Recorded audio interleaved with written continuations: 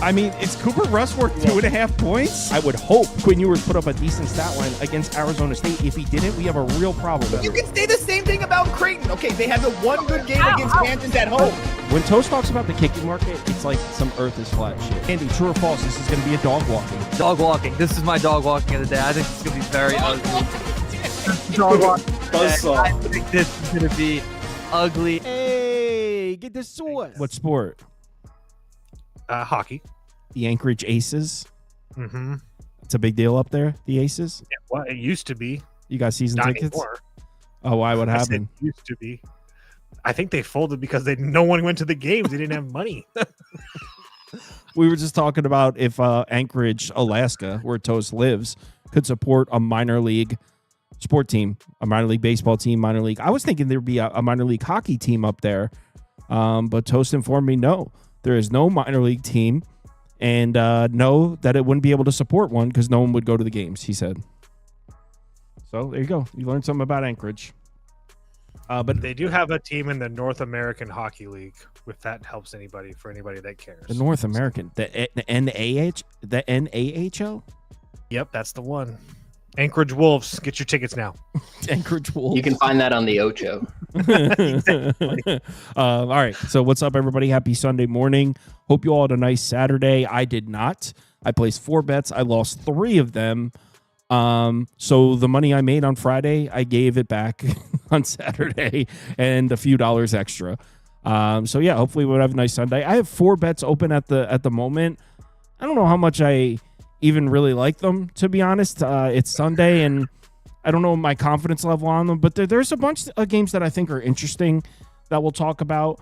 We're starting out with 2 games that are super early here. We got a 12:05 p.m. start. Giants, Blue Jays.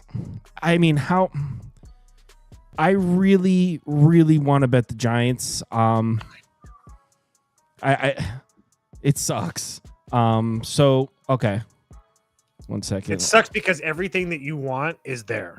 Like bullpen for Toronto, tax side, bullpen for San Francisco on the not tax side, not just starting pitching advantage. Not just the bullpen, not just the bullpen on the tax side for Toronto, but they've got the Yankees coming into town on Monday without a day off. They've already taken the first 2 games of this series. This is an NL game that would be classified on the meaningless side in terms of games on Toronto's schedule. They already won this series. This is a pretty meaningless game. They've got the Yankees, who are 3.5 games back of first place.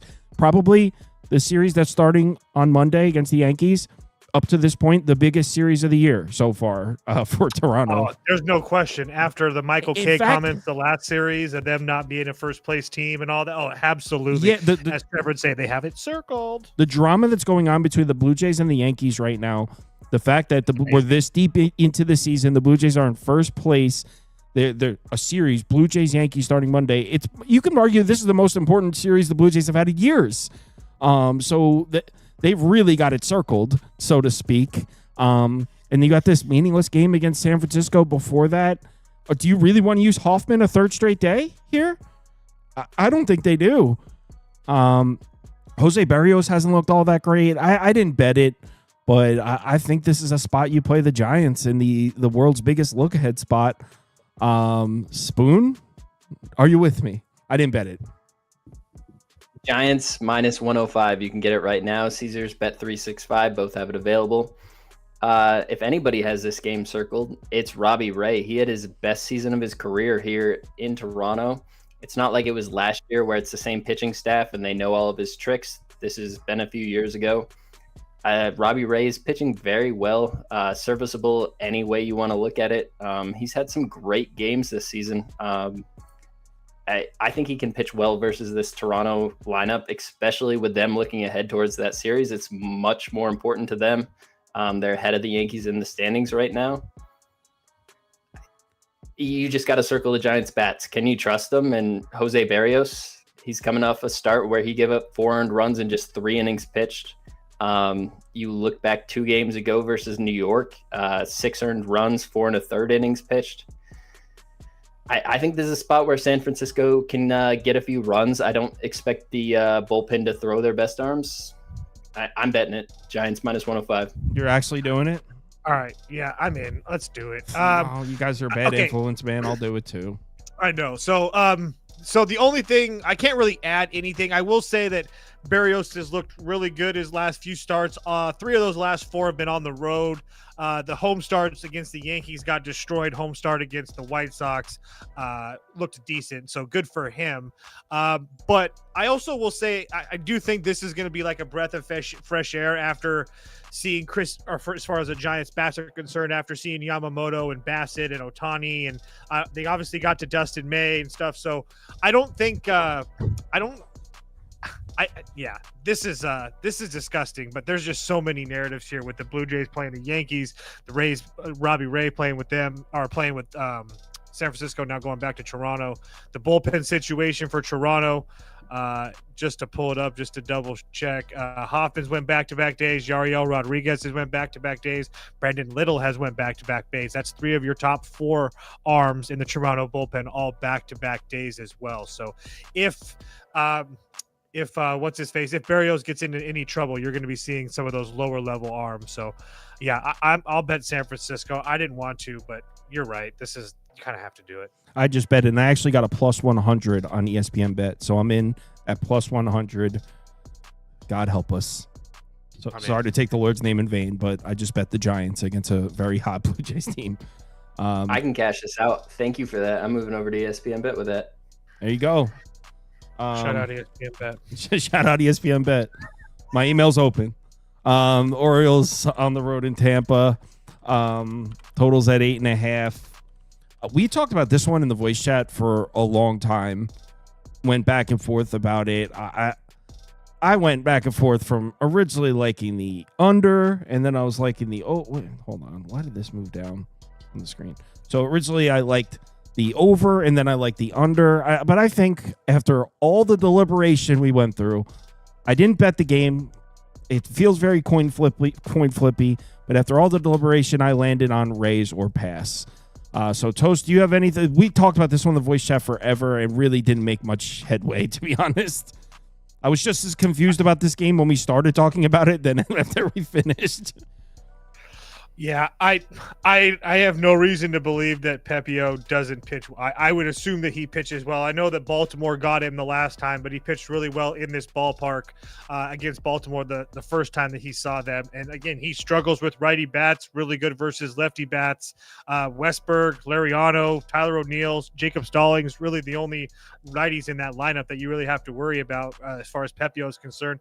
And this Orioles team, I mean, I made a small play on the over later on in the day today because I truly thought that they would be able to score some runs. And third time seeing everybody, I mean, everything that was yesterday comes into play today. And the fact of the matter is this Baltimore team just can't score runs. I know they got a couple early, but I mean, Taj Bradley blanked them, Perez blanked them, Jansen Junk blanked them. I mean, I'm just at a point where I don't know if I can trust this Baltimore offense right now. Trevor Rogers has been fantastic for them.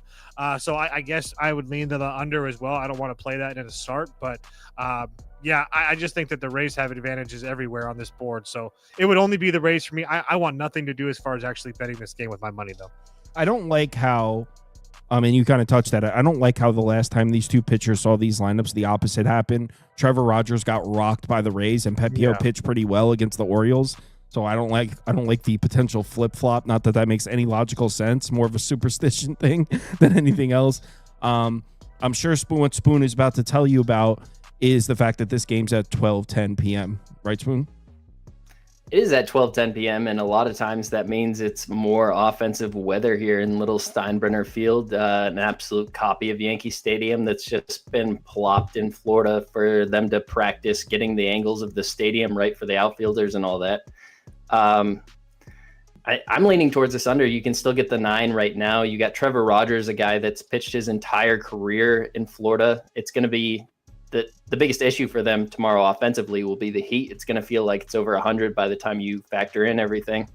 Pepio obviously used to pitching in this park already.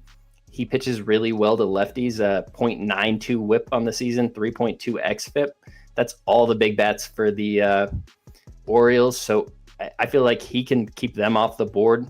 Yes, I see the 1 2/3 innings where he gave up 4 earned runs, 5 hits, and 2 walks, but already at home this season, he went 8 innings pitched and only gave up 1 earned run to this lineup. So I think it's a spot he can definitely pitch well versus this Orioles team. And Trevor Rogers got sent down to AAA, came up, got rocked by Tampa Bay, and he's pitched lights out ever since. And you could say it's not against the best competition, Texas, while they were missing some bats, and Atlanta and Miami, but you can only pitch well versus the teams that are put in front of you.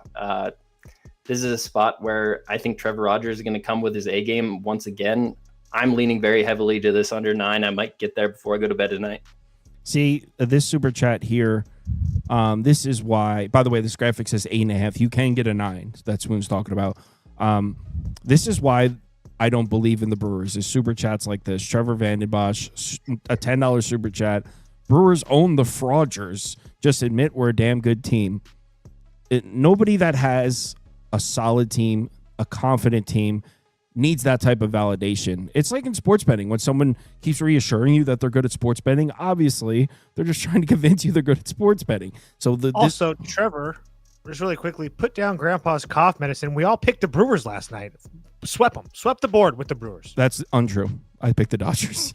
Oh, you guys picked the Brewers. God damn it.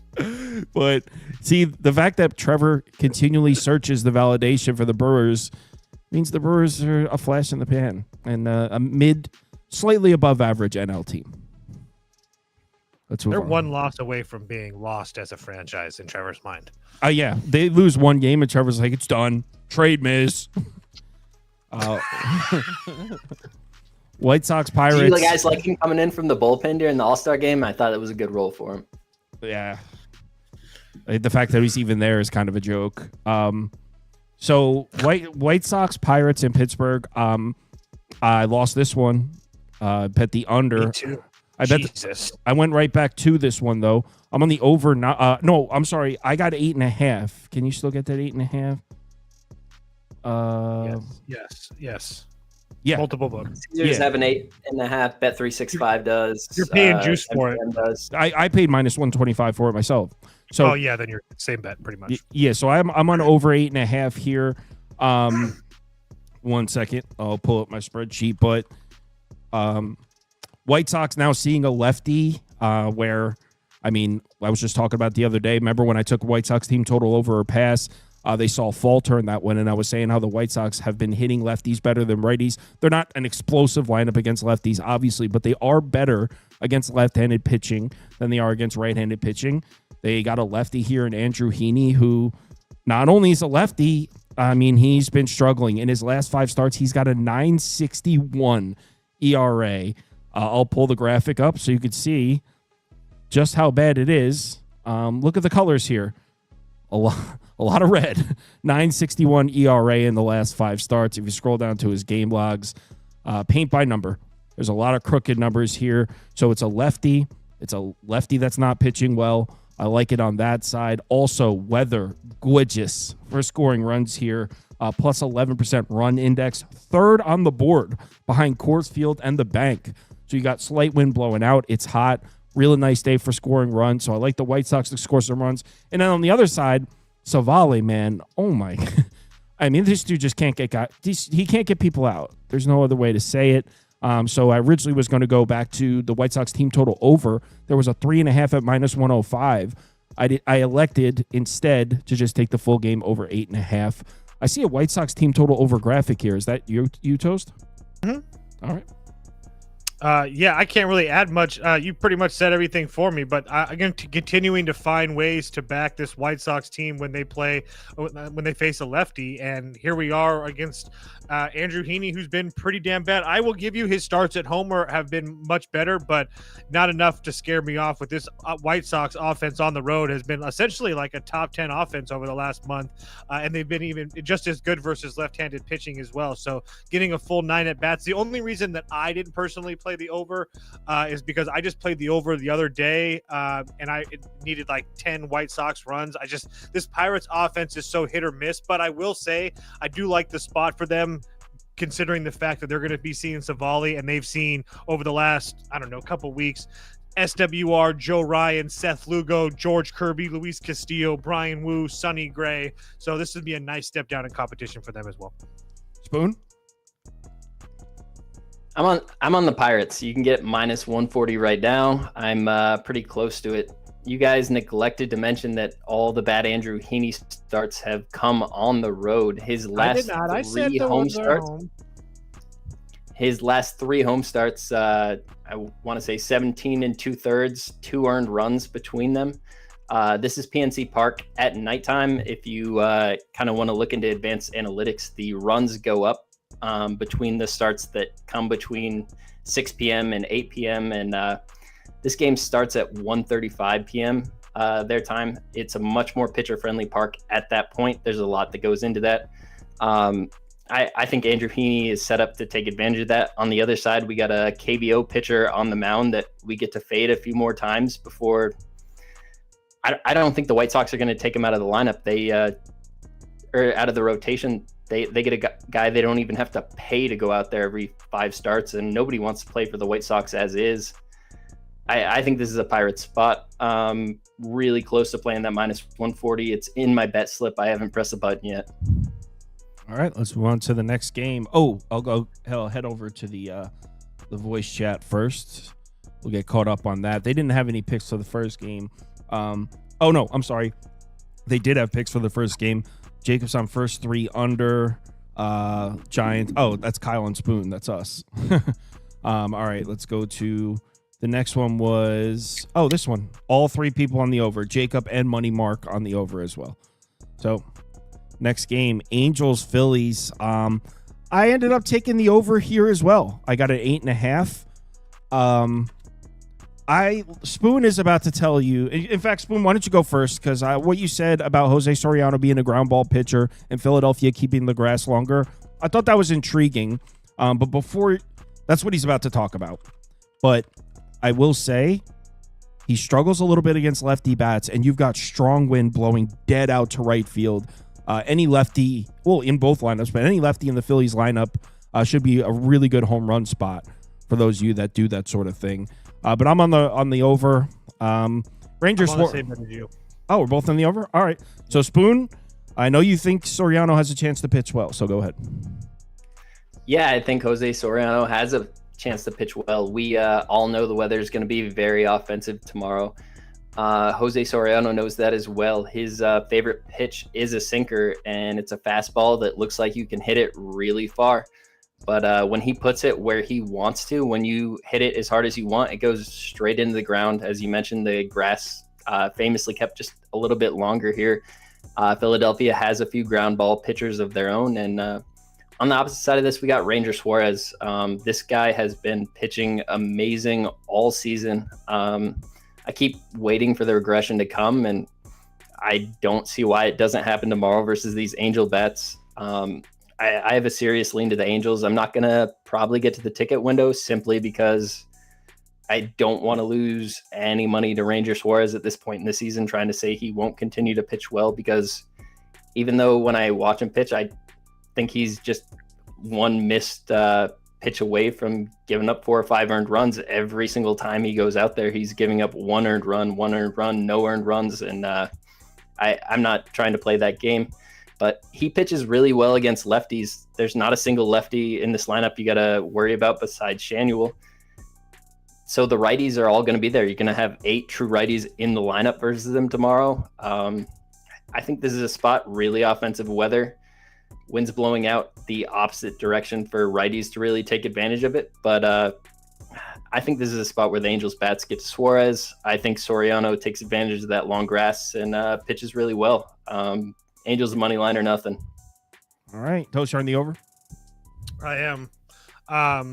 For me, it's pretty simple. I mean, everything that he said about the Angels getting to the Angels getting to Ranger, I 100% agree with. It wasn't not that I was like going into this trying to fade Ranger Suarez, but I love playing overs at the bank. I cashed another one here today, and this Angels team has been an overs cash cow for me, so I have no reason to believe that this Angels offense isn't going to continue to hum, even against Suarez, a guy that has been pitching really well. And then as far as Soriano goes, a guy that can be up and down at times, can look really, really good. I mean, you look at the starts on the road at Atlanta, on the road at Yankee Stadium, on the road at Cleveland. I mean, he got hit up on the road in Boston, but that tends to happen. And he's had a couple of blow-up starts at home. But, I mean, he's going to be facing a pretty lefty-heavy lineup when he's got like over a 4 expected FIP against lefties and a 3.17 WOBA. And I mean, you're going to have, Schwarber, Harper, Stott, Kepler, Marsh. I mean, that's a decent amount of lefties. Kepler and Marsh all had the day off yesterday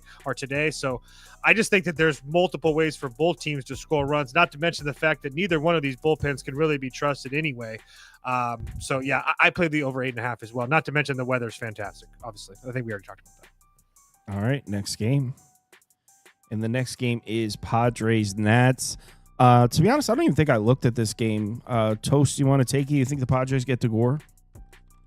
I played the Padres on the money line. Not necessarily do I think that I'm trying to say that they get to Gore, but I do think that the starting pitching advantage, I would call it a wash personally, maybe a little bit of a lean to San Diego for sure. But it's like I talk about every time I talk about this Padres team. Do you have the A squad in the bullpen? They do have the A squad. All these guys, Suarez, Adam, Morejon, and Estrada, did not pitch today. And they're going to be trying to go to win the series. So I thought it was a really good price to get Nick Pivetta, who's been absolutely fantastic this year. Already did pitch against the Nationals once earlier this year at home, went 7 innings, no run ball. Not to mention, I'm not saying that because that's a big thing, because Mackenzie Gore pitched really well against the Padres as well. So it's kind of a wash. But I do think that the Padres have a little bit of advantage in the back half of this game. So to get Nick Pivetta at such a cheap price at essentially a pick 'em, I did make a small bet on the Padres tomorrow. Spoon? I kind of like the plus money with the Nationals. It's not anything I bet or probably am that close to getting to bet, but you can get a plus 102, it looks like right now. Best price. Mackenzie Gore, left-handed pitcher, I think matches up pretty well with a lot of the good bats on the Padres lineups that do hit from the left-hand side. If we look at this guy, go back 10 starts, he hasn't really had a bad outing besides the one versus the Dodgers on the road. And I think this is a spot where he can face up really well versus these Padres. The Padres have to hit the road after this, go to Miami. Washington stays home. I think that's a small advantage. Definitely already baked into the line. The issue with me is just Nick Pivetta's pitching so well. This is not a guy I would like to try to fade. If you look at the teams that have hit him up, they do have some decent righties like Kansas City and San Francisco. So I don't think the Washington Nationals necessarily get to Pivetta, and I don't think the Padres are going to look ahead to the Marlins series in any way. So it's nothing I'm going to get there with. I think there's just value associated with that plus 102 you can get there right now. I would say under or pass. Like Pivetta's got such great numbers against lefties, and he's been so dominant, like you both talked about. I mean, in his last 3 starts, he's given up 1 earned run. In his last 4 starts, he's given up 1 earned run. And he's gone deep into games, too, including this Washington team. He just pitched against them on June 25th, 7 shutout. They only had 3 base runners. So he's been so dominant against lefty bats. At the same time, though, I don't know how much damage the Padres are able to do to Gore. So I probably would lean towards the Padres side, but I'll just say under or pass. The thing that pushed me over the edge was that the Padres have been pretty consistent versus left-handed pitching, and if you look at the lefties that they've seen over the last month, it's like the who's of lefties. So it gave me just enough confidence because I haven't really been betting the Padres much. Mackenzie Gore came from the Padres, right? Yep. So they're going to know his pitch mix pretty well. They've already faced him. I wouldn't put too much into that at all. Not to mention he's a different pitcher. Yeah, well, that was a few years ago. He's with the Padres, right? Yeah. Spoon, did you end up pulling the trigger on this one? Another game that we talked about for a while in the voice chat. Did you pull the trigger on that minus 124? I did not.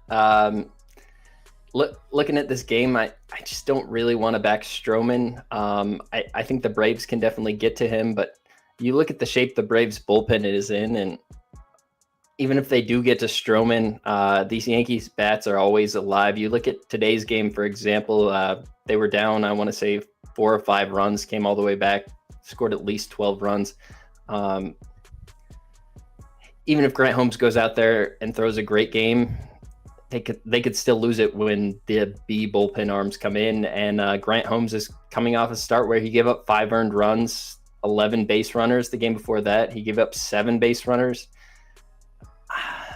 Yankees probably get to him, so I don't think I can do it. Braves team total might be a way I could look at it, because I really don't think Stroman pitches that well, but the bullpen's everything involved. I don't want to bet a first 5 here in this game, so I'm going to be off it, but I'd really like to play the Braves. The Yankees have the Blue Jays on deck.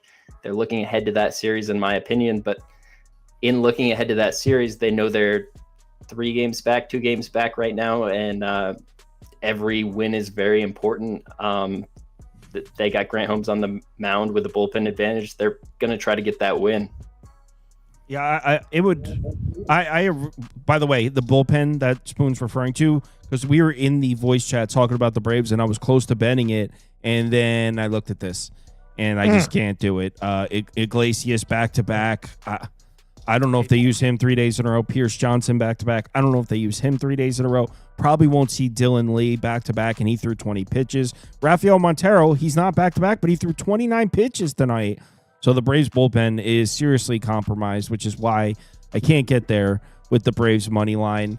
Another thought I had on this game, I think 9.5 is a bit high. I would probably have it at a flat 9. Grant Holmes had 1 bad start. Before that, he's been pretty rock solid. Not an all-star or anything, but giving you quality start after quality start. And Stroman hasn't been practical joke bad. And what scares you about the Braves lineup recently? So I'll put under up, but I didn't bet the game. Yankees team total over 4.5 minus 118. I don't. What are we doing, guys? I don't even have to spend time on this. Just rinse and repeat. That's all I have to say. How many times was it hit? Like a lot. I'd have to do the math, but so I didn't play it on Friday, so I hit it today. So that's gonna. I don't know. They missed it 3 times in a row before that, but then they hit it 1, 2, 3. Yeah, 4, but 5, I wasn't 6. playing it against the Cubs on those days. Oh, right. In the Cubs series. So before the Cubs, 1, 2, 3, 4, 5, 6, 7, 8, 9, 10, 11. Oh no, 10 in a row before that. So okay, the Yankees have been getting to 5 runs. Yeah. That was a really nice ride home from the Mudheads game, watching the Yankees just get the bases loaded and get all those runs home in that inning. That felt so nice. Not to mention the fact that you can kind of poke holes at Grant Holmes, especially versus lefties, which you're going to have multiple lefties in that lineup with Dominguez and Bellinger and Chisholm and Austin Wells that all have power. And I mean, St. Louis, Baltimore, Angels, Mets, Colorado, Miami, Milwaukee. I don't know. I don't think any of those teams really hold a candle to what this Yankees offense is really capable of, personally. So I want to bet Cleveland. This is one of my losses tonight. I had Cleveland minus 135. They ended up losing big. It was close for most of the game. Minus 143 is a little too pricey. Jeffrey Springs has been good. I think Cleveland's going to play good baseball down the stretch, and I don't think the A's are a good team. So I think minus 143 is a good price. I'm not going to bet it, though, because, I mean, like I just said, Springs has been pretty good, and we know Cleveland's history this year with left-handed pitching. It hasn't been pretty, even though they just got to one the other day. What was it, Sears? And Sears have been pitching pretty well the few starts before that. So they just got to J.P. Sears the other day. So maybe we could put the Cleveland against lefties thing in the rear view. Chalk that up to some before All-Star break trends. They also got to Colton Gordon as well for 5 in the Houston series, right? Yep. So they've gotten to a couple lefties in a row now. And they got 3 off of Imanaga. I mean, since this month, I mean, they've been somewhat decent. I mean, Matthew Boyd 7 innings at 2 runs, but I mean, for a team in Cleveland that we were, I mean, what you hit a team total under 0 or whatever it was against? I know that was Wheeler. It wasn't a lefty, but that's how bad these bats have been. So to see them score runs off of guys like Imanaga and stuff is pretty impressive for them.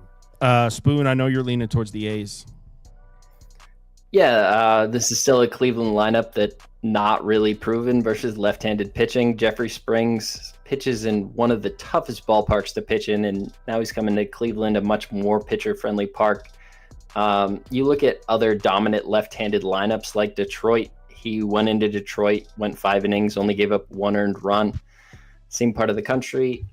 I think this is a spot where Jeffrey Springs can come out, pitch pretty well. We look at Gavin Williams. 3 of his last 4 starts, he's given up more than 3 earned runs or 3 earned runs or more. Struggles versus righties. This Athletics lineup is very right-handed dominant. You're probably going to see 7 right-handed bats in the lineup tomorrow. I think this is a spot where Oakland gets to Cleveland again. I thought that yesterday. Didn't bet it. I'm close to it, but I haven't pulled the trigger. Toast? It would. I don't even know. I guess I didn't even make a graphic for it, but it would be Oakland team total over 3.5 or pass, just because they've been so decent versus so good versus right-handed pitching. I mean, Saccone 6, Barrios 4, Galsman for 3, Scherzer for 3, Strider for 3. I mean, so they've been getting to right-handed pitching, and like Spoon said, there's going to be a whole bunch of righty bats in that lineup tomorrow. So it would only be the Oakland to score. I agree with you on the sentiment of Cleveland and them being a better team, and they're probably going to end up winning these games, but I just can't. I especially can't pay that price. So it would only be Oakland to score 4, but I'm not betting it. Someone asked how to calculate EV. So it's just the bet you got over the fair price. So I'll show you. So say I like Cleveland at minus 143. Let's say I think they have a 62% chance of winning, minus 143. 3.13% edge, because the fair price at 62% is minus 163. So I'm getting a bet at minus 143 that, according to my numbers, should be minus 163. So when we place the bet, we're technically calculating a calculated edge, and then when the line closes and we see where the market closes, we can calculate the true EV of the bet at the start of the game. All right, next game. Reds, Mets. Another one where I kind of disagreed with the chat. I didn't bet it though. I didn't disagree with the part about the number. It is a little high. I really do think the Mets win this game. I think they have the advantage in the late innings. I doubt you'll see Pagan for the Reds, so I think they're going to be missing a closer. Also, Ashcraft has gone back-to-back days as well. I'll actually show you the Reds bullpen. I was going to say, yeah, because I was going to say show it, because it's actually, I don't think they're really good, because Rogers and Barlow went today close to 20 pitches apiece. So you're really cutting it. You're really asking Abbott to do a lot. Yeah, here it is right here. So here's the situation with the Reds bullpen. Like I said, you're probably not going to see Pagan, not only back-to-back nights. Pagan's down to go 3 in a row. They do use him like that, but he threw 26 pitches, so I'd be surprised if he pitches a 3rd night in a row. Ashcraft, only 6 and 10 pitches. I'm sure he'd be available, but both those games were against the Mets. So you're going to throw Ashcraft out there so the Mets batters see him again. And then the same goes for Santillan, Rogers, Barlow. If you're going to use these guys late in the game, the Mets are going to see them again. The Mets just saw these guys. So Peterson versus Abbott, it's a bit of a wash. Abbott's been really good. David Peterson's also been really good. Neither of these lineups I particularly trust against left-handed pitching. But in the late innings, I feel like the Mets have the significant advantage. So I can't get there with this number. I would probably need like a minus 145 to bet it, but I do think the Mets get this win. Spoon, did you actually pull the trigger on the Reds? I did not. Looking at the bullpen kind of keeps me off it. I think they have the starting pitching advantage. I think Andrew Abbott definitely has the ability to go deep versus this New York Mets lineup. I wouldn't be surprised to see him go past the 6-inning mark. The Mets versus left-handed pitching over the last month are 27th in baseball in WRC+. Andrew Abbott's pitching in one of the hardest ballparks to pitch in all of baseball. It's Cincinnati Small Park. They literally built this park so Ken Griffey Jr. could break home run records, and you put him in one of the most pitcher-friendly ballparks in baseball in Citi Field. We look at David Peterson's numbers. They look great at home, and that's because it's a really pitcher-friendly park. The thing with Peterson, though, is he's really good at getting lefties out and not really good at getting righties out. I mean, both sides of the plate, they're not bad numbers. He's just more dominant versus lefties. The Reds lineup is more righty heavy than it is lefties. I think they set up well, but without the bullpen arms, both teams play tomorrow. It's not a spot I necessarily love. The Reds have to travel and the Mets get to stay home. They play the Angels. So I'm not going to get there, but it's a lean to the Reds. Is it really Kevin James Day or someone? Is it really Kevin James Day? I don't know if I think he's bullshitting. Someone in the comments said it's Kevin James Day. Wasn't it David Wright Day today? So they retired his jersey, I think. It would only be Reds first 5 for me.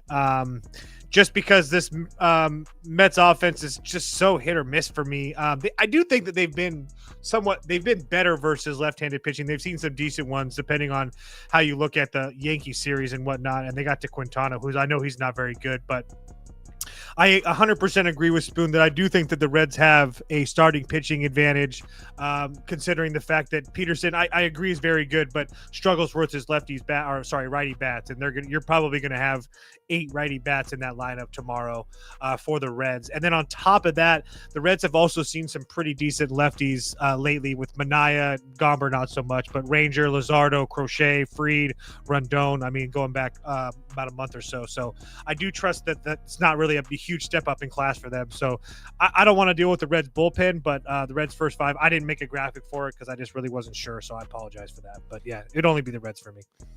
So Kevin James Day was August 24th of last year. So maybe they're pumping it out in July this year. I don't know. I don't know if it's actually Kevin James Day.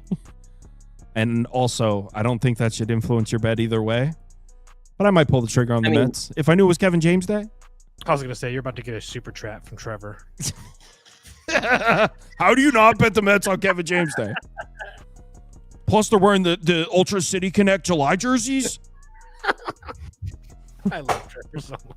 Deadass places bets because of the jerseys they're wearing. Right? He's not joking. He really placed a bet based on that. Look good, feel good, play good. Look dead in the camera without smiling or laughing. He was really giving that as his reasoning. Next up is Royals Marlins. And Mine's in the comments getting ready to flag this video. He's in the bar right now, so he's cooked. I did $10 super chats. Yes, multiple. So Royals Marlins first 5 under 4. I bet this at -125. Where are the runs coming from here? Jansen Junk has been amazing. The Royals bats, we know all about them. They really let me down today. Another one of my losses. The Royals are -115. So Jansen Junk's been great. Royals can't hit. On the other side, Bubic, who hasn't been all that great as of late, but the Marlins cannot touch left-handed pitching at all. In fact, I want to show you how dramatic it is. It's pretty significant here. 1 second. Oh, whoops. I made this really. So let me show you the Marlins against lefties here. So Bubic, yeah, if you look at his last few, okay, he's gotten touched up a little bit here and there.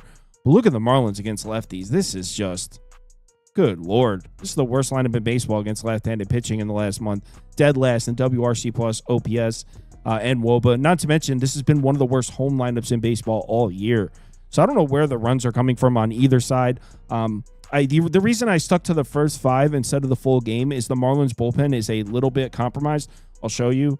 It's not really concerning, but it's enough to keep me off. You're probably not going to see Henriquez for the Marlins, who's been their closer and one of their more reliable arms. Their other most reliable arm is Bender. He's gone back-to-back as well, so I'm not even sure if you see Bender. These are the only 2 arms I trust in the Marlins bullpen is Henriquez and Bender, and both have gone on back-to-back nights. So Marlins really compromised in the late innings. So, yeah, I'm on the first 5 under. Would lean Royals, but not trying that out again. Toast? I am. Excuse me. I did bet the Royals first 5 only, -136. I haven't been losing with the Royals the last couple of days with everybody else, it seems like, but I'll dip my toe in the water here. I think I have a significant starting pitching advantage. I think that this price should be like in the 160s. I know that Kansas City can't score, but Jansen Junk isn't this good, guys, and he's coming off of 2 essentially starts of his life where he hasn't given up a run in 13 innings. I'm just going to kind of call bullshit to that, to be honest with you guys. That's just kind of where my head's at in this one. I know that the Royals haven't really looked fantastic in a while, but they got 4 off of Sandy. I think they're more than capable of getting some runs off of Jansen Junk. And like these guys mentioned, Miami can't hit left-handed pitching to save their life. So I think this is a great bounce back and start to the second half for Bubik. So yeah, I bet the Royals in the first 5. I know that there's Miami bullpen concerns, but if you flip it over to the Royals side, Ursagas went back-to-back days. Schreiber went 22 pitches. Estevez went yesterday, but also pitched in the All-Star game. I just don't want to deal with it late in the game. If the Royals are going to score, they're going to score early. Pacquiao just lost in a decision, by the way, for those of you that bet that. My brother just texted me. The reason I got the text is he had placed a wager on Pacquiao, so he's pissed. Said the refs robbed him. Obviously, I didn't watch it. Spoon? That's wild. I think Jansen Junk is an underrated pitcher at this point in baseball. I don't know how much value is left there after the last 13 innings pitched with 0 earned runs and just 6 hits given up. I would really lean to that first 5 under you have. I looked at the first 3 under when we talked about that, just to take an extra turn through the order out, because when pitchers do get hit, it's generally that second or third time through the order. You can get a 2.5 minus 130. I think that's my biggest lean for this game right now.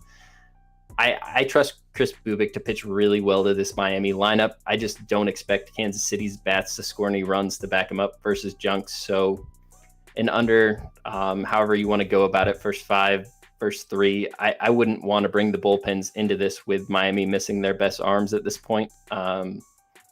Also, Kansas City's missing at least their closer right now. Ursig's going to be out. So I would definitely keep it to the first few innings, however you want to do it. First 3 is kind of what's really appealing to me right now. I might get there. All right, let's move on to the next one.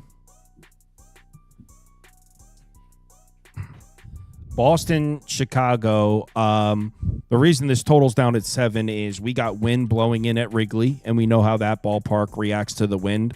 If there's wind blowing in, you take the under. If there's wind blowing out, you take the over. And you'll see the market flux. I'm not saying you should bet that. I'm saying you'll see the market fluctuate. The wind's blowing in at Wrigley, you'll see 7s. If it's blowing out, you'll see 10s. So all the way down at 7, we know the wind's blowing out here at Wrigley Field. And also Crochet's on the mound, and not only has he been lights out, but the Cubs have been struggling to hit lefty starters for a couple months now. So really table set for Boston to get this one, for the Cubs to struggle to score some runs. I personally don't have a bet. Honestly, Boston all the way up at minus 135. I think that's a little too much. I probably have this one at like minus 122. Personally, the Cubs have been the better team, and I'm a little concerned about Boston's bats cooling down here after the All-Star break. So at this number, I probably would lean towards the Cubs. In fact, I'll put a Cubs logo under my face, but definitely not betting it. There's not enough here for me. Spoon, talk about your Cubs. Yeah, I was on the Cubs today. I was pretty happy to see that be a sweat-free bet. I thought that was just a really good spot where Imanaga was able to control the left-handed bats that I was worried about. It's not the same case with Cade Horton. I'm worried about him versus this lineup here today. I think that minus 135 is a really affordable price. We're not just talking about any pitcher on the mound for Boston. This is a guy that is in the Cy Young race. I don't understand why you can only get it at minus 135. You're saying minus 122 would be a more fair price in your mind. Looking at this, the Cubs struggle more versus left-handed bats. You think about who constructs the big hits for the Cubs. It's a lot of the lefties. It's PCA, it's Bush, it's Tucker. Crochet can really put a silencer on those bats, and I think this is a spot where I can probably get to the ticket window with Boston. I coming home a little late, haven't hit the card as hard as I normally do, but I'm pretty close to Boston right now.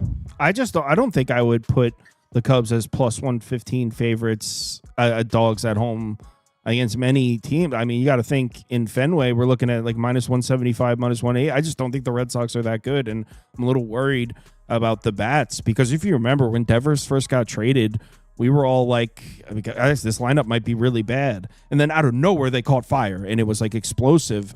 Well, right before the break, it started to in that Rays series, they swept, but they didn't score a ton of runs, and now they're getting shut out. And I'm a little worried about that the Boston lineup might not be too reliable. So yeah, I would have Boston favored in the game, but probably like minus 120, minus 122.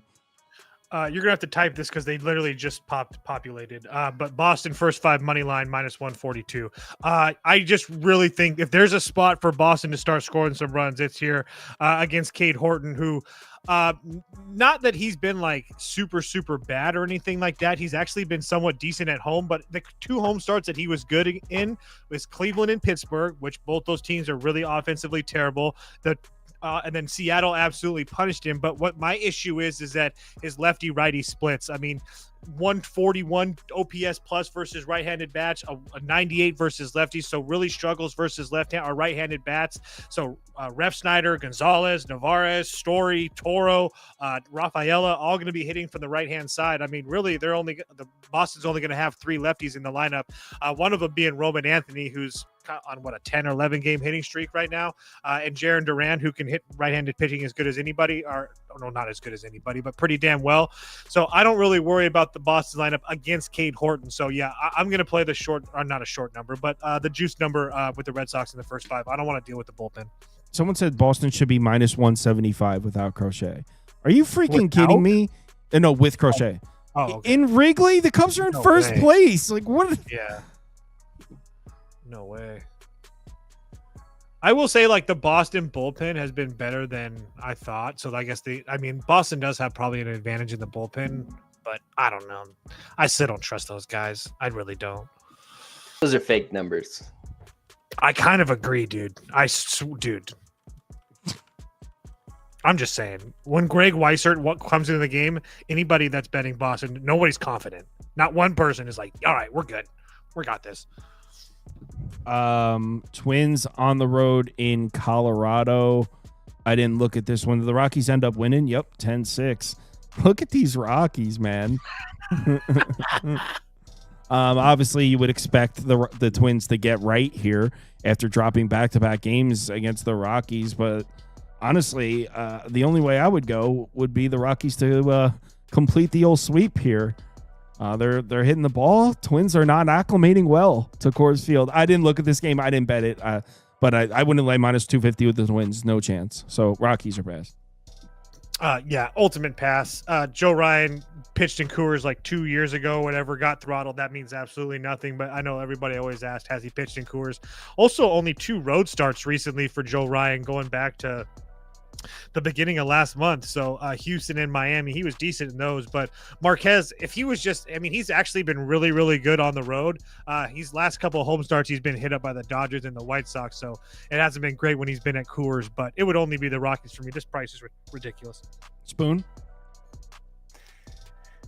I know it's ridiculous, but Joe Ryan is a trade candidate for some of the best teams in baseball right now. This could be a haul for Minnesota. I think this is a spot where Joe Ryan probably goes out there, pitches well. We talk about Coors, how it affects different pitches. Joe Ryan throws his fastball more than 50% of the time. The big change for him in the last 2 years is just being able to add the breaking pitches to his mix, and that doesn't necessarily play as well here at Coors. I think he can probably pitch well to these Rockies. I'm not trying to pay minus 200 to back the guy, or minus 250, but I think this is a spot where it's only Twins. If you're somebody that makes parlays or whatnot, I would just add them into it. I thought the Rockies were live the last 2 nights. I don't believe that's the same thing here. Twins bats have had a couple nights to get acclimated to this sort of weather here that you're facing in Colorado, and just the different altitude and everything. Marquez has not pitched well here at home. I don't see any reason the Twins can't throttle the Rockies tomorrow. All right, so we're on to the next one. Yeah, I think the Twins probably win also. But plus 200, minus 250, no way. Astros on the road in Seattle. This game's still going on. It's tied. Hit my over 7. The Astros tied it? Wow. Well, the Mariners tied it. No, it was 4-2 Mariners when I saw. I know, and then it was It was 5-2, and then it was 5-4 shit. Astros, and now it's 5-5 Mariners. Oh, so this game's Or still whatever. going on. Yeah, I'm and just they've gonna. used all the bullpen arms. Oh my God! And Seattle's Everybody. and Seattle did Brash go? No, Brash hasn't gone yet.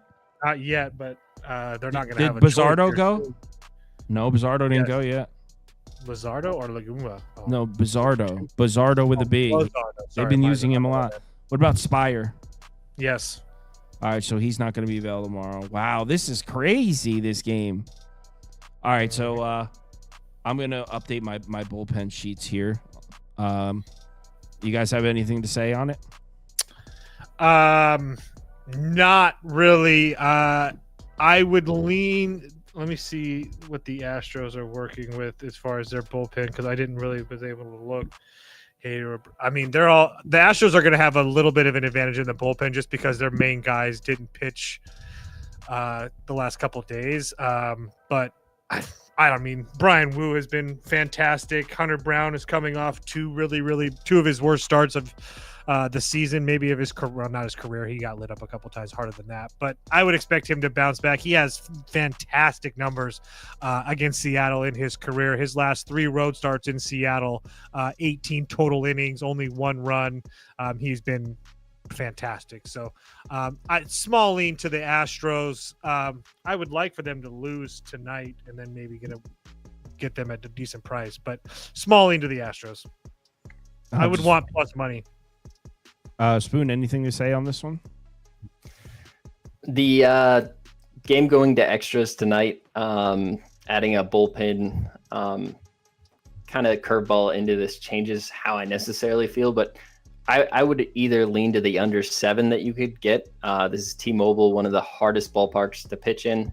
It's going to be an earlier game, so you're going to have to deal with shadows as well. This is a spot where Brian Wu is coming off an amazing start versus the Yankees, took a no-hitter into the 7th while his grandfather was passing away in the hospital, had to watch the whole thing melt away in front of his eyes, and then his grandfather died the next day. I don't understand why he doesn't come home here, pitch an absolute gem. We look at Hunter Brown, a pitcher I love. There's a sort of common theme with the teams that have touched him. You look at his last 10 starts, Tampa Bay back when they were healthy, Brandon Lau, quite a few good lefties in that lineup. We look at Cleveland, just full of lefties. Texas, their best bats are lefties. I think this is a spot where Seattle, their best bats are all lefties, can probably touch him. We look at Seattle's bats versus right-handed pitching in the full season. They're 5th in baseball in the last 30 days. They're 2nd in baseball in the last 14 days. They're 1st in baseball. Hunter Brown's had 2 bad starts. Why can't we get a 3rd bad start out of him? Bullpen situation's going to make me have a hard time trying to get there, but I think Brian Wu pitches really well in the stadium. The Astros lineup is absolutely gutted right now. Alvarez, Pena, both on the mend, coming back, should be back playing baseball within the next 2 weeks in this roster, but that's not going to be tomorrow. I think Houston had another injury tonight, so I want to say Paredes left the game. So I think this is a spot where I could only get on Seattle. I'd really like to pull the trigger already, but I'd like to see how this game plays out, how it finishes. These teams are also both in the same division. They entered tonight. Seattle did 4 games back of Houston. They can cut it tomorrow with a win down to 2 games if they can pull this win out tonight and get a win tomorrow. That's a huge deal. It's Seattle or nothing. It would only be Seattle for me as well, but I'm not. I'm good on that one. That's an awesome game, though. For those of you that just want to enjoy some baseball, that's a great game. Great pitching matchup. That's a playoff atmosphere there. Division rivalry. Yeah. It's Not the home run derby fans. No, not them. Home run derby's not what it used to be. Yeah, you're no longer 14 years old. That's how it works. Get off my lawn. Cardinals on the road in Arizona. All right. Spoon already knows what I'm going to say. So the Diamondbacks have just beaten the Cardinals back-to-back games, 7-3, 10-1. So Diamondbacks just beat up on the Cardinals twice in a row. You've got Michaelis against Merrill Kelly. We're polling early poll results 80% to 5% Diamondbacks. I want to bet the Cardinals. Don't really have a logical reason other than there isn't a person on the planet Earth that's going to be taking Michaelis at plus 120 here. The super contrarian. I didn't bet it, but I want to. This number's at the current price and the current feel for the market. Everyone's going to be betting Arizona. Everyone you've ever met, your mailman, the guy at your local barbershop, your neighbor, everyone's going to be betting the Diamondbacks here. So who has the stones to take the Cardinals? Toast, to you?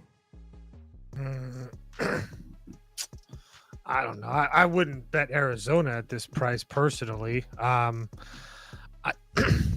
not betting this game, so I'm not going to pretend like I am. But I wish that the Cardinals had like one or two more lefties in that lineup. I mean, it's nice that the two lefties are at the top of the lineup, but I mean that's where you kind of want to target Merrill Kelly.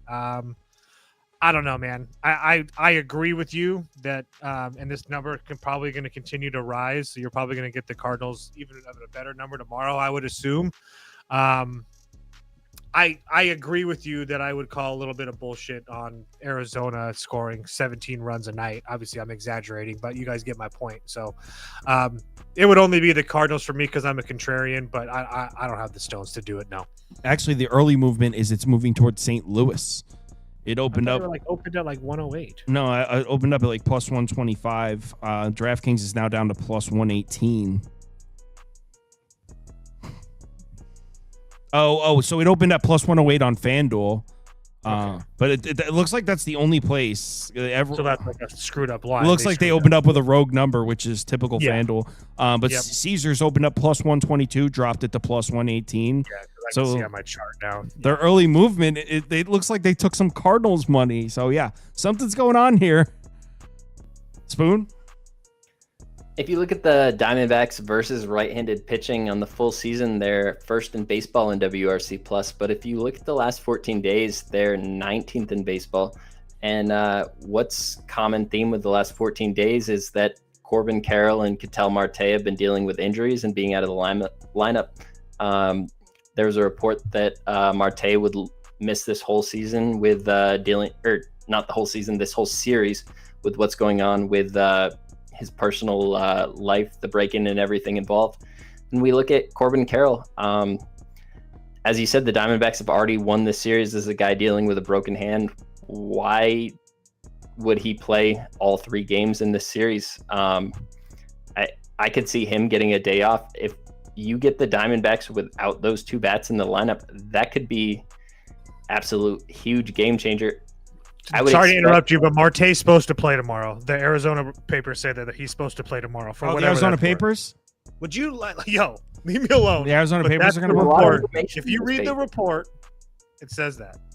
Oh, the Arizona papers got it. Yeah, I mean, Spoon, you got to check out the Arizona papers, though. I was just saying because I looked at the same thing. It was a late night coming back. I didn't get enough time to read all the papers. It was more for everybody else, yeah. I was making fun of Toast with that. Yeah. There's a ton of information in the local papers. You get beat writers that are locked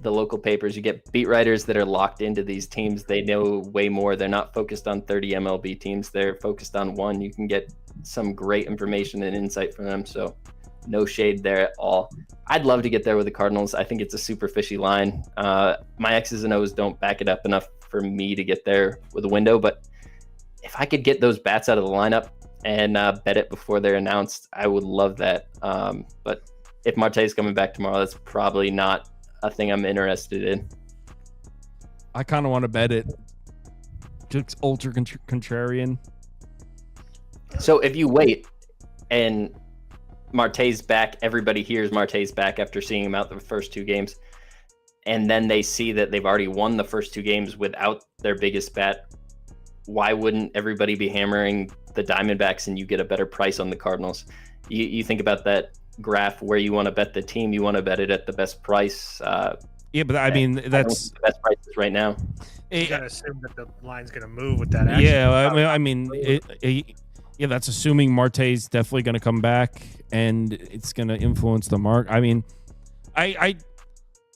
The line might come down. I mean, what the public is betting doesn't influence the market. Only sharp accounts that are flagged as sharp do. So I don't know. I was gonna say, if you bet the Cardinals at plus 120, and then you saw in the morning or whatever the time this game is that Marte is in, and that line is still 115 plus 110 towards the Cardinals, you can.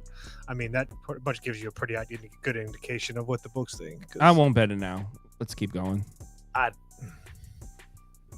Brewers Dodgers. What is going on with the Dodgers? Is there any reason to back the Dodgers here? Why are they minus 159? What's going on? Dude, I'm kind of mad at myself for not betting the Brewers tonight. But I'm not going to jump on the train late. But it only be the Brewers for me. You can't lay this price with the Dodgers. I mean, this team is just not winning games right now. So, not that Clayton Kershaw is pitching bad. He's actually pitching some of the best baseball I've seen him pitch in probably a couple of years, since 2022, 2023. So obviously he's old. He deals with injuries all the time and whatnot. But as far as current form right now, he's been pitching really well. His last start against the White Sox, our last home start was against the White Sox. Didn't look pretty, but that was the one where he had his 17,000 strikeout or whatever. But previous to that, his previous home starts against the Nationals and the Giants were fine. The Mets kind of got to him, but my point to that is that even with all of that, I still wouldn't have the Dodgers this heavy favorite against this Brewers team that continues to find ways to win. I mean, they're 22-8 their last 30, 15-5 their last 20, 9-1 their last 10. Matter of fact, add 1 to the win column in all those because they won tonight again. So there's no way that I fade the Brewers in this situation. So it would only be Brewers or pass. I can't wait to watch the game personally, but Quintana has been shaky. I will give you that, but it's still not enough. This Dodgers team can't get out of their own way. Now McGill has gone back-to-back days for the Brewers. Same goes for Koenig. He's gone back-to-back days, but their pitch counts are low, so I wouldn't be surprised if those guys are available. I mean, it's hard to disagree with what you said. How do you place a bet at the Dodgers at this price right now? Also, Brash is pitching right now, so I'm probably going to bet the Astros, just so everybody knows. Go ahead. Go ahead, Spoon. I like the Dodgers here. I like the Brewers yesterday. I think both of these pitchers just faced the opposing team in their most recent start. Quintana went 6 innings pitched, just 1 earned run, but he gave up 4 walks, so he was trying to pitch around the bigger bats here. I know the Dodgers are missing a few bats. Muncie's out. But if we look at this team versus left-handed pitching on the full season, they're 5th in baseball. It's a really good number. At home, they're the number 1 team in baseball, weighted runs created plus. At some point, I expect these Dodgers bats to get right. And facing a pitcher they just saw, I don't see why they don't barrel him up. And on the opposing side, Kershaw's really crafty. It's an overused term talking about lefties, but this guy made a huge change with his pitch mix 5 or 6 years ago. That slider is very nasty. He still has his curve, and his fastball plays great. Versus left-handed pitching, the Brewers over the last 14 days are 19th in baseball. Not everybody's there in their lineup either.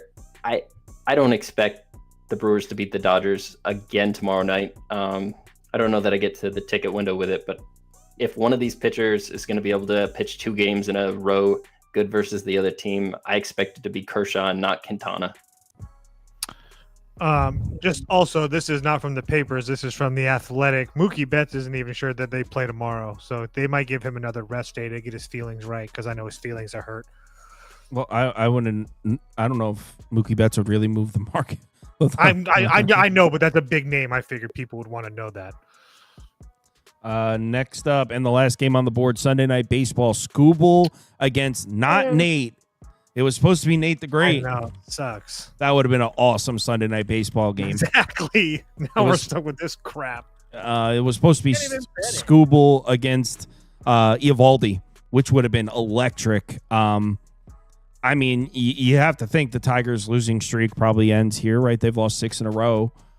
I don't know. Is Kerry Carpenter coming back yet, Spoon? It's going to be a little bit. They're going to rehab him in the minors before they come up is the latest report I saw. So you won't see him back till next week. Then I can't bet the Tigers because that team just can't hit without him. Fair enough. I can't bet the Rangers with these guys pitching for them. So it's crazy.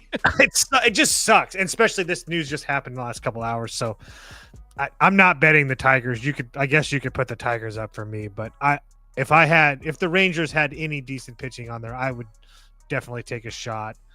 I honestly, if you can get like the Rangers, like some BS line, like plus 2.5 at a decent, like 125 or something. I don't know what the numbers are, but I'm making things up. But if you can, I just have a hard time believing Detroit wins by margin. That's my point. Yeah. I guess I'll put Tigers up, but Spoon, anything? The common everybody likes to bet is Sunday night baseball unders, and I think this is a spot where 6.5 is already popping up on the board. I would just like to take that over. The Tigers bats have been really hard to trust without Kerry Carpenter, and this is not the most hitter-friendly park, but we're talking about Jacob Latz on the other side. I think this is a pitcher they can definitely get to. They're going to have to go deep into their bullpen by the end of this. And on the other side, we got Skubal, and this guy's coming off one of the worst starts of his season. He's not untouchable. Athletics got 4 off of him, and he was pitching at home. It wasn't in the Athletics Stadium, and Seattle got 4 off of him, also at home. I don't see why these Rangers bats that have clearly come to life in the last couple of weeks can't get a few runs off of Skubal, and Skubal's not going to pitch the entire game. This is a guy they're going to have to consider innings limits with, and I don't think he's going to go 7 innings a lot of these games in the second half of the season. So that means we get some innings from that Detroit bullpen where I think the Rangers can get even more runs. 6.5 is a super low total in baseball. I don't care who is out there pitching, but I would just be on the over 6.5. Spoon, where can these folks watch your show in the morning? Tomorrow morning, 11 a.m. Eastern Standard Time. Walk-off wagers will be on Pub Sports Radio, different YouTube channel. Me and my guy, Wine Time Sports. We're going to break down the whole card. I'll have a few more bets. Going to spend some time before I go to bed tonight fixing up the rest of my bets. You can find me over there, Pub Sports Radio, tomorrow morning. Yeah, just type Pub Sports Radio into YouTube search. It comes right up. Yeah, betting league stuff. Give me about 20 minutes. Everyone have a good Sunday. Hit me up if you need me. Yeah.